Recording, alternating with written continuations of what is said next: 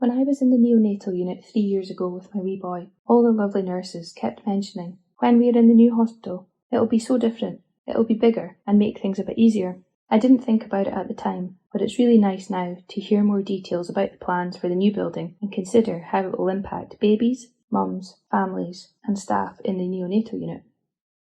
First and foremost, the absolutely amazing medical care for babies and emotional support to families will not change.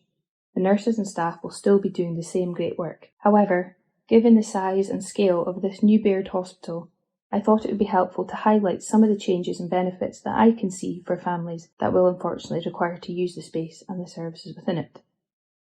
Firstly, for me, although I wasn't there very often, it was very difficult and emotional being on a ward with other new mums with their screaming newborn babies when I couldn't have my baby with me because he was too ill. With the planned new single rooms for patients, it will be great for mums to have space for themselves after being in the neonatal unit and not be in a ward with 3 or more others. I understand the setup of the hospital will be a lot better laid out for new mums to visit from their own room to neonatal after the first few days of giving birth. At the moment, it's a little bit of a walk and it passes an outside door. I know there's been positive changes already in the current facility since 2017, but at the time I had to buzz the unit to let me in, which is just so stressful waiting to be let in to see your baby.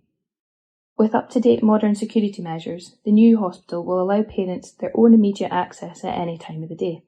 There's lots of other benefits which may help make the stay in neonatal a little more bearable, including having a modern, bright feel to the internal and external of the building and the patient hotel on site for families.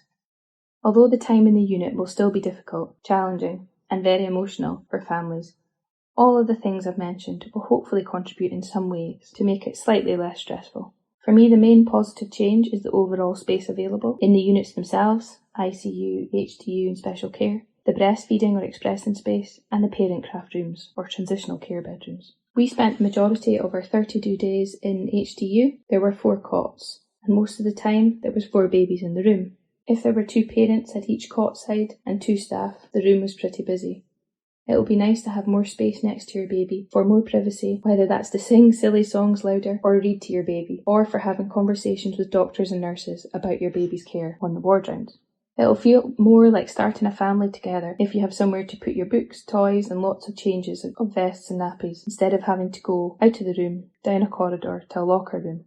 Some of the chairs next to the cots are very comfortable that you can relax and hold your baby in and sometimes recline and sleep next to your baby, but I always found it difficult to get comfortable as my feet got in the way of the staff passing by.